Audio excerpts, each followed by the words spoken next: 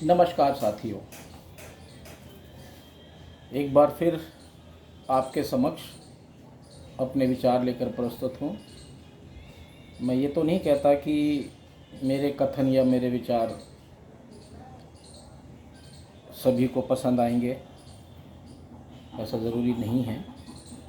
लेकिन लोकतांत्रिक प्रक्रिया में संविधान और कानून के दायरे में रहकर अन्य सभी देशवासियों की भांति मुझे भी अपने विचार व्यक्त करने का पूर्ण अधिकार है।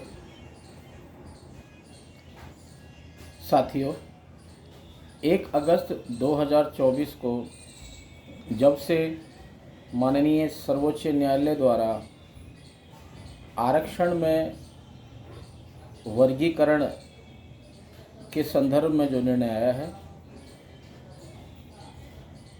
उस विषय में ये कहें कि दलित वर्ग 2 हिस्सों में बंटता नज़र आ रहा है।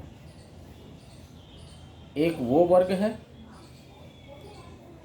जिनको इस निर्णय के बाद लाभ मिलना है, या ये कहें कि अधिकार मिलना है। मैं लाभ शब्द माफ़ी चाहता हूँ, लाभ शब्द नहीं, उन्हें उनका अधिकार मिलना है, जो अब तक किन्हीं कारणों से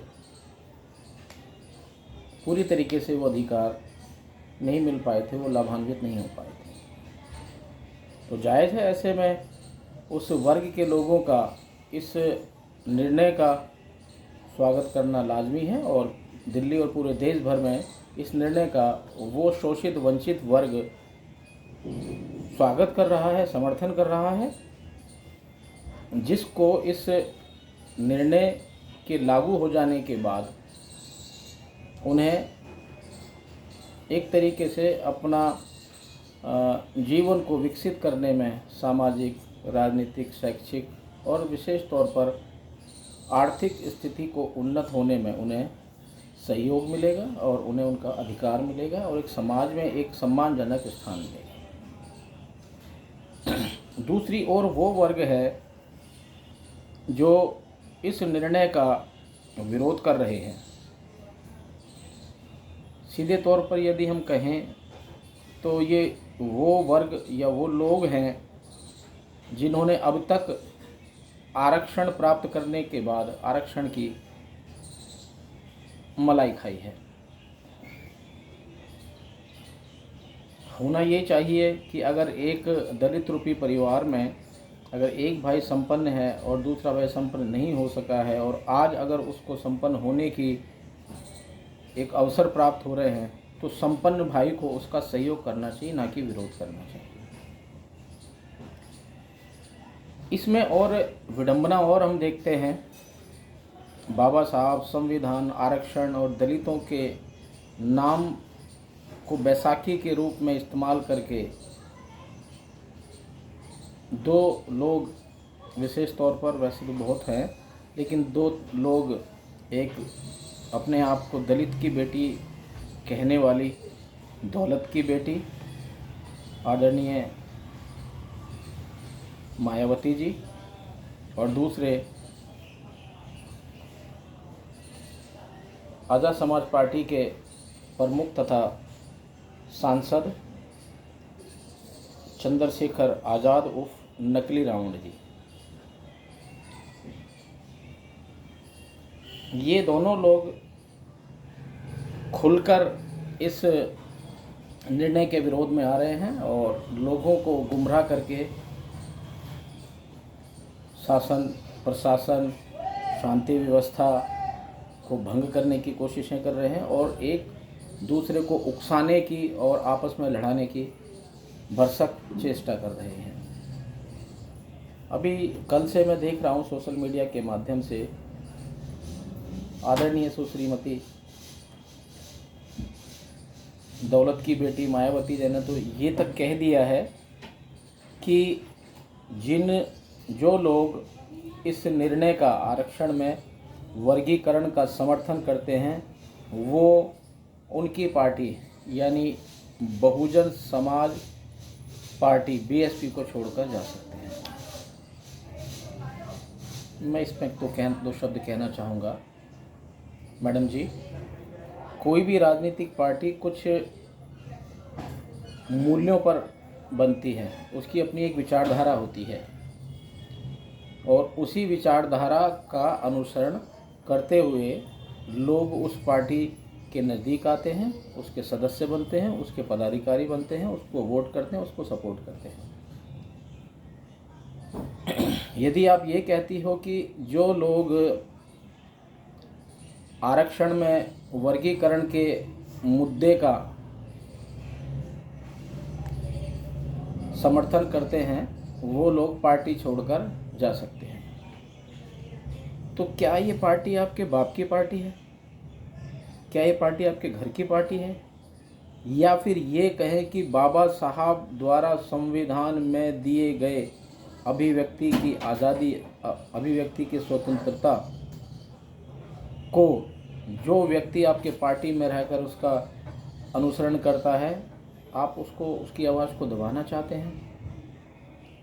यदि वंचित वर्ग आपकी हाँ में हाँ मिलाकर आपको मुख्यमंत्री बनाए और आप बैठकर मलाई खाओ, तब तो सब ठीक ठाक है। लेकिन जब शोषित वंचित लोग अपने हिस्से में मिलने वाले सुख का समर्थन करें, अपने हिस्से, अपने परिवार के हिस्से में आने वाली खुशियों का समर्थन करें, तब आप ये कहती हो कि वो लोग पार्टी छोड़कर जा सकते हैं। कोई भी पार्टी किसी के बाप की पार्टी नहीं होती।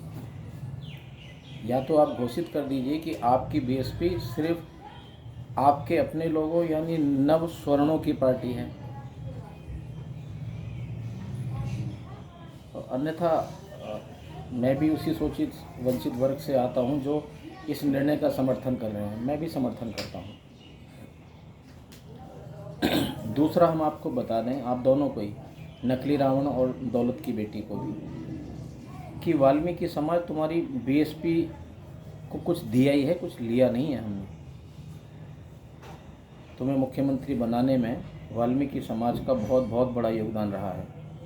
तुम्हारी बीएसपी को खड़ा करने में वाल्मीकि समाज का बहुत बड़ा योगदान रहा है। और आज आपके ऐसे कटु शब्दों से समस्त वाल्मीकि समाज आहत हुआ है।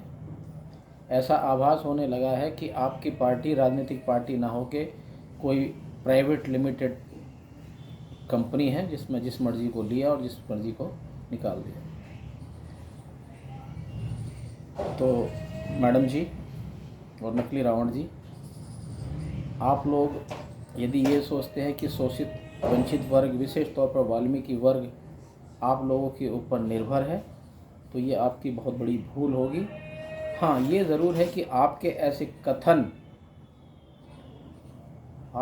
कथन इस बात को सत्य साबित करते हैं कि वाकई में नव स्वर्ण लोग वाल्मीकि समाज के दुश्मन हैं। यदि दुश्मन ना होते तो आप खुशी होनी चाहिए थी कि हमारे भाइयों को कुछ अच्छा उनके जीवन में घटने की संभावनाएं हो रही हैं, तो हम उनका सहयोग करें, उनका साथ दें। लेकिन आपने हम लोगों का विरोध कर रहे हैं। चलिए, ये आपकी अपनी इच्छा है। और एक और भुलावा आप दिमाग से निकाल दीजिए कि आप लोग वाल्मीकि समाज के बड़े भाई हो वगैरह वगैरह, क्योंकि भाई ही नहीं, मैं तो कहूँगा अपना तो वो होता है जो हमारे दुख में दुखी हो और हमारी खुशियों में खुश हो।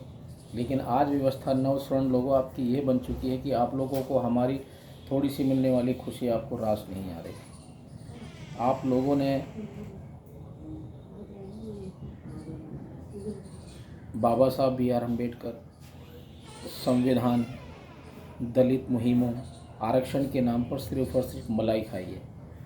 वाल्मीकि समाज को या अन्य वाल्मीकि समाज के इक्वलेंट जो शोषित वंचित वर्ग है, आप लोगों ने उनको कभी भी ऊपर आने नहीं दिया, न सामाजिक तौर पर, न आर्थिक तौर पर, न राजनीतिक तौर पर। क्योंकि आप लोगों को ये लगता है कि आपके हिस्से की रोटी छिन जाएगी, जबकि ऐसा कतई नहीं है।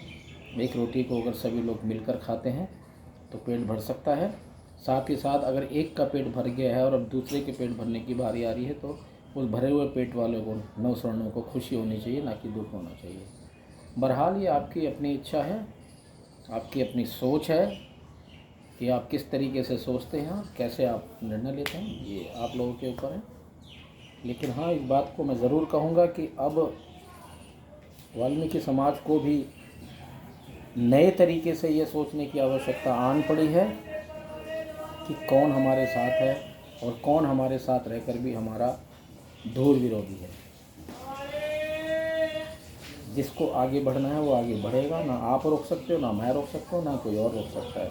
लेकिन अगर बाबा साहब जिन बाबा साहब के नाम पर आप लोग राजनीति करते हो, अगर उन्हीं बाबा साहब के द्वारा निर्मित संविधान के तहत माननीय सर्वोच्च न्यायालय द्वारा अगर कोई निर्णय अतिशोषित वंचित वर्ग के हितों के लिए अगर आया है तो आप लोगों को उसका स्वागत करना चाहिए। यदि आप उसका स्वागत नहीं करते हैं तो माफ़ करना नकली रावण और दौलत की बेटी की, आप शोषित वंचित वर्ग के सबसे बड़े दुश्मन हो, सबसे बड़े विरोधी हो, आप सबसे बड़े स्वार्थी लोग हो।